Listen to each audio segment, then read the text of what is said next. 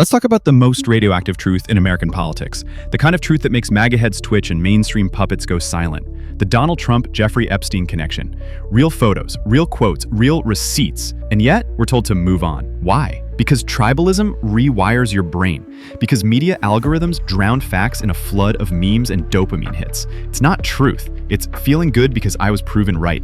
And because when our saviors turn out to be best friends with a monster, denial feels better than facing the mirror. But we're not doing denial today. Not on motherfucking Chillville 23 with my huge following of 60 plus subscribers. Thank you guys. Here's the truth if you truly care. Trump and Epstein weren't strangers.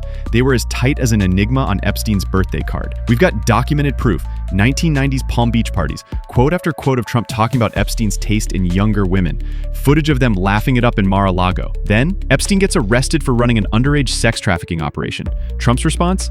I had a falling out with him. I barely knew him. Suddenly, the photos mean nothing. The quotes are taken out of context. And MAGA? They scramble to rewrite the timeline or play whataboutism. MAGA. Was this always about the victims and holding the powerful to account, or just to hurt Democrats and blue-haired liberal crazies? Let's dissect the coping mechanisms used by some of the loudest voices on the American right. Joe Rogan, a self-described centrist, which is complete bullshit, often the voice of reason.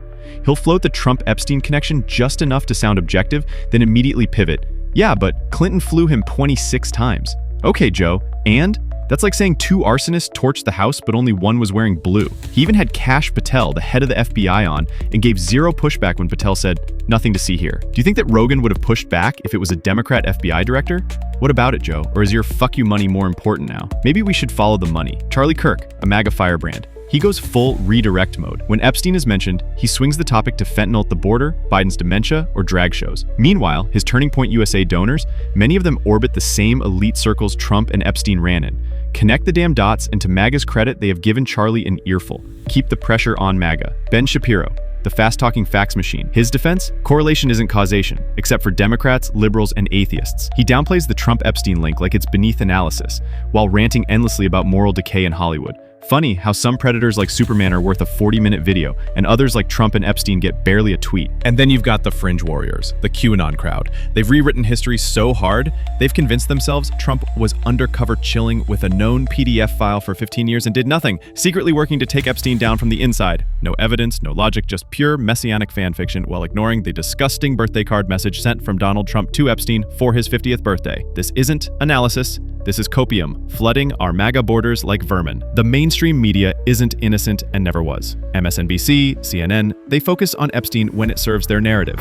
Bill Clinton? Sure. But what about Leslie Wexner, the intelligence connections, the finance moguls? Everyone wants to frame the story, but no one wants to crack it open completely. Why? Because the truth leads to uncomfortable places. Places filled with power, blackmail, and bipartisan corruption. This story isn't just about sex crimes. It's about how America reacts when its idols fall. Trump turned corruption into content. He said the quiet part out loud, made it cool to be shameless. And MAGA, hungry for someone to own the libs, gave him a pass so long as the tax cuts hit and the judges wore red robes. Meanwhile, real Americans, even MAGA, got shafted. We all knew Trump would punish the blue states and the people who didn't vote for him, which proves my point. I see many MAGA influencers say to deny California's right to federal aid, while Trump holds presser after presser for Texas flood victims.